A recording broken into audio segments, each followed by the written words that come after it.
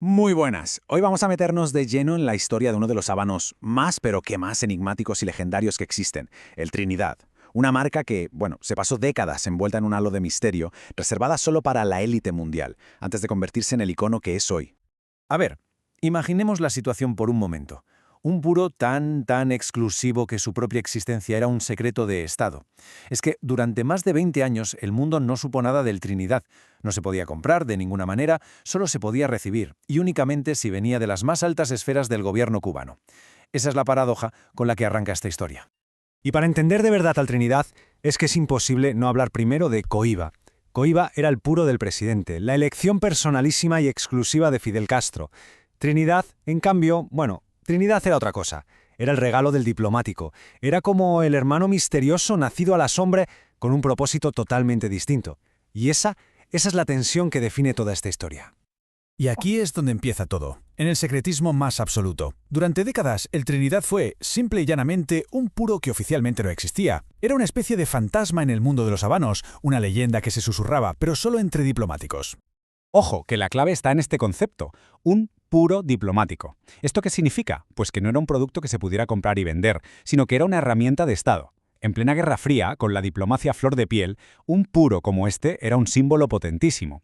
Era como entregar una medalla, un regalo de altísimo nivel, una muestra de la excelencia cubana reservada para jefes de Estado, para dignatarios. Compartir uno de esos puros creaba un momento de conexión, de respeto, y por eso mismo, jamás de los jamases estuvo destinado a la venta. Y esto demuestra hasta qué punto llegaba el secretismo. En el 94, Marvin Shanken, de la revista Cigarro Aficionado, le pregunta directamente a Fidel Castro por la marca Trinidad. Y su respuesta fue tajante: no sé nada de eso. Así, lo negó públicamente. Y mientras tanto, en la fábrica del Laguito, se seguían torciendo estos puros en el más absoluto de los secretos. Increíble. Venga, ahora vámonos a los orígenes, a la cuna de ambos puros. Porque esta es la historia de dos marcas que nacieron en el mismo sitio, pero que desde el primer momento estaban destinadas a seguir caminos muy diferentes. Fijaos en las fechas. En 1966 nace Coiba. Solo 3 años después, en el 69, nace Trinidad. Los dos son hijos de la revolución, por así decirlo, y los dos se crean en la misma fábrica de élite, la misteriosísima El Laguito. Pero desde el minuto 1 sus misiones eran distintas. Uno para el consumo personal del líder, el otro para ser un embajador silencioso de Cuba ante el mundo.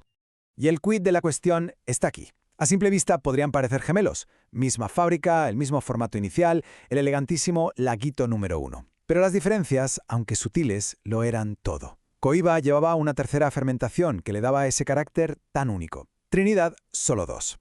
Y lo más importante de todo, Fidel regalaba Coibas, pero nunca regalaba Trinidad. Ese era un obsequio de Estado, no un regalo personal. Y eso lo cambiaba absolutamente todo. Pero claro, como suele pasar, ningún secreto dura para siempre.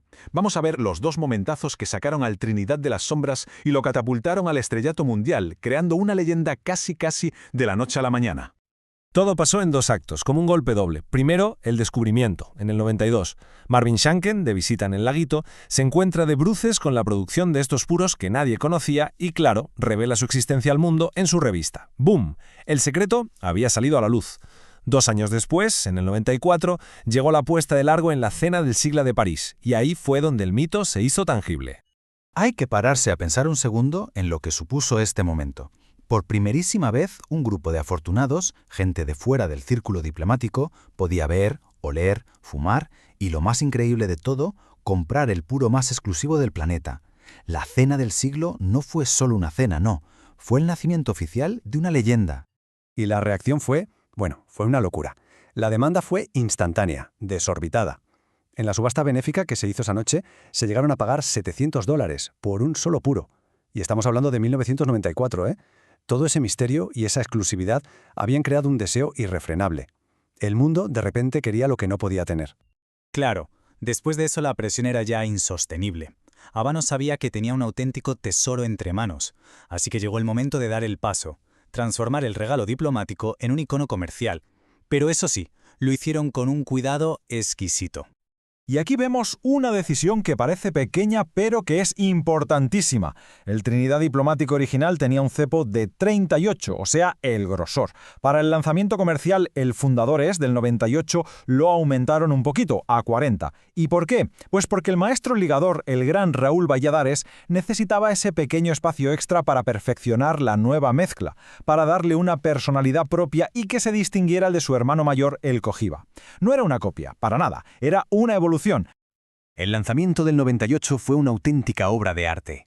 Salió al mercado con un único tamaño, el Fundadores, para mantener ese aura de exclusividad. Tenía una mezcla completamente nueva y una presentación en la caja que era única, con los puros puestos en capas de 6. Todo, absolutamente todo, estaba diseñado para decir, esto sigue siendo algo muy especial. Con el exitazo del Fundadores, Trinidad ya estaba lista para el siguiente paso: dejar de ser un solo puro legendario para convertirse en una marca global, completa, con una identidad propia que fuera mucho más allá del mito de sus orígenes. Este gráfico lo deja clarísimo, vamos.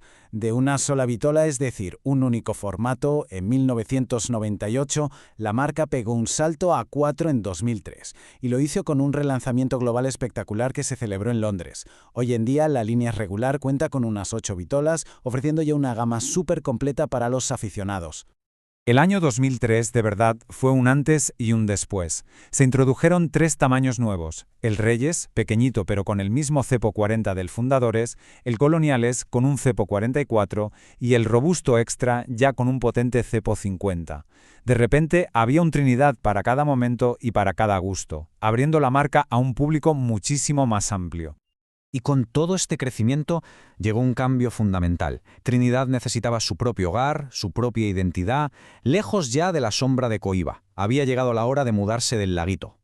Y ojo, la elección del nuevo hogar no fue casualidad, fue toda una declaración de intenciones. La producción se trasladó a la fábrica Francisco Donatien, en Pinar del Río. Y es que esta es la región donde crece el mejor tabaco del mundo. Al mudarse allí, Trinidad no solo se independizaba por fin de Cohiba, sino que se plantaba en el corazón mismo de su materia prima. Un compromiso absoluto con la calidad.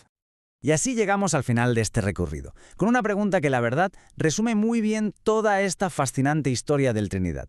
¿Qué genera más valor? ¿La fama global y que todo el mundo pueda acceder a algo? ¿O ese misticismo celosamente guardado de los orígenes? La historia de Trinidad, bueno, quizás nos enseña que la respuesta está en un equilibrio perfecto entre las dos cosas.